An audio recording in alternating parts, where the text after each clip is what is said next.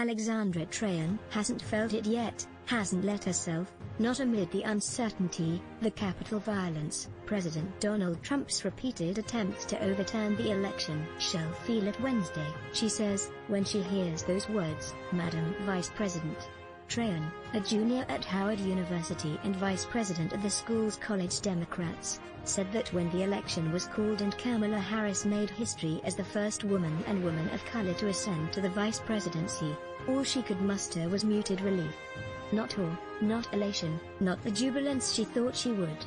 An extraordinary swearing in is imminent, yet in this era of unprecedented crises she feels this, too, is tenuous. When Trahan watches the inauguration Wednesday, she hopes it will unleash everything she has been too afraid to feel. As a black woman, I know it's incredibly hard for people who look like me to achieve what Kamala has, she said. Those change-making feelings, I guess you could call them. I won't feel those until inauguration, until I see it happening in real time, until I know it's set in stone. To say I'm on edge is an understatement. In any other moment, in any other year, it would have been all about her, Kamala Harris, the first woman of color, the first woman of South Asian descent to hold the office of vice president. Harris has risen higher in the country's political leadership than any woman before, yet this moment, centuries in the making, has been eclipsed by a violent attack on the U.S. Capitol. A vice president like no other, Kamala Harris steps into VP role with unique strengths and unique challenges. Kamala Harris makes history, swearing in shows strength of our democracy. It's definitely casting a shadow and distracting us from the fact that there is a historic event happening, which is of huge importance to black women and particularly black girls coming up, said Dawn Dang, a sociology professor at the University of Maryland, College Park. Harris' ascension marks a pivotal moment in women's pursuit of power and voice. Some political experts and young women of color feel Harris' inauguration may finally allow them to savor what has been won. This moment, where a woman will have an elected seat at the most powerful table in the world, is important both substantively and symbolically, said Debbie Walsh, director of the Center for American Women and Politics. Those young girls of color can see themselves in her, which opens up a world of possibilities about what they can aspire to. Neha Ahluwalia, a junior at Rutgers University majoring in political science, planned to watch the inauguration with her twin sister and mother in Plainsboro, New Jersey. It's fitting, given they were all virtually together when Harris won, last time. On a group text, while Ahluwalia was grocery shopping. I was crying under my face mask, she said. And you could see people around me were also seeing it at the same time. It was surreal. But Ahluwalia says there hasn't been a proper moment to relish the victory, and while she has trepidation about the possibility of more violence, she hopes Wednesday will finally offer a moment to revel in what has been achieved. We didn't really get to celebrate, she said. It was kind of just, okay, they won, move on to their next crisis.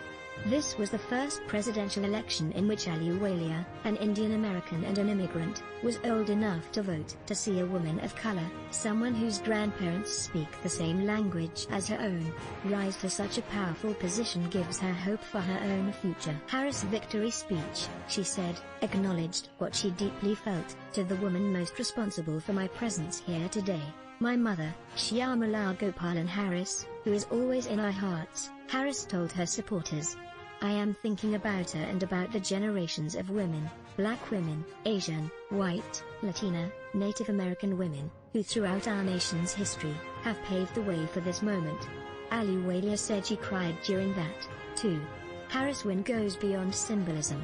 Experts say she brings to the table a set of experiences different from anybody who has ever served as vice president. Those experiences, they say, will inform policy, with Biden indicating Harris' voice will be influential. He has already said she'll be the last person in the room when big important decisions are being made, Walsh said. Ahluwalia hopes to one day be in one of those rooms. She plans to attend law school and eventually run for office. It's meaningful, she said, to see Harris embrace her background on a national stage. Ava Grip, 7, will wear a special outfit when she watches Inauguration Wednesday, pearls, which Harris often wears as a nod to her sorority. Alpha Kappa Alpha, and a T-shirt inscribed with the phrase "I'm speaking," which Harris used to admonish Vice President Mike Pence for interrupting her during the vice presidential debate. Brooke remembers what her father said after Harris won. "He told me that I can be anything I want when I grow up," she said. For parents of black children, experts say high-profile examples of black achievement can be hard to find. Harris' highly visible position of leadership is an important marker. "It's a very prominent example of black accomplishment," said Dow, author of the book Mothering While Black: The Boundaries and Burdens of Middle-Class Parenthood. Black parents want to have their children believe that they can do whatever they want to do in the world, but unfortunately, our society doesn't necessarily have a ton of examples of that readily available. Political experts say young girls and women will watch Harris lead, but they'll also observe the unique challenges she faces as a woman and a woman of color in a position that until now has been held by an uninterrupted line of white men. When Harris was announced as Joe Biden's running mate, 1/4 of media coverage of Harris was racist or sexist, according to a report from Time's Up Now, which advocates to end harassment and discrimination in the workplace. VP debate: Kamala Harris and the racism, sexism black women face. When Trahan was young, people in her town of Lafayette, Louisiana, would tell her, "Alex is going to be the first black woman president." But she heard other things, too. Like white people regularly saying the N-word. Trahan's past is emblematic of the contradictions young girls, especially young girls of color, face in a culture that encourages their ambitions while simultaneously cutting them down. "It doesn't happen every day where you can connect to someone at such a high level, but at the same time you have to kind of bring it back into reality," she said. "You have to realize what times we're in. There's a lot of work that needs to be done."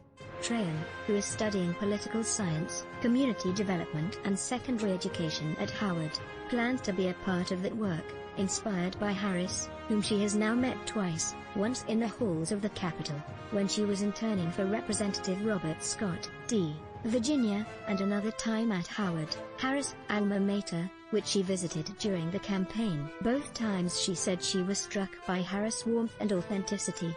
Now, hours away from Harris taking the second highest office in the land, she's struck by something else. "It's really inspiring, yet also humbling, to know that this woman I met casually is now the second most powerful person in the United States," Trahan said.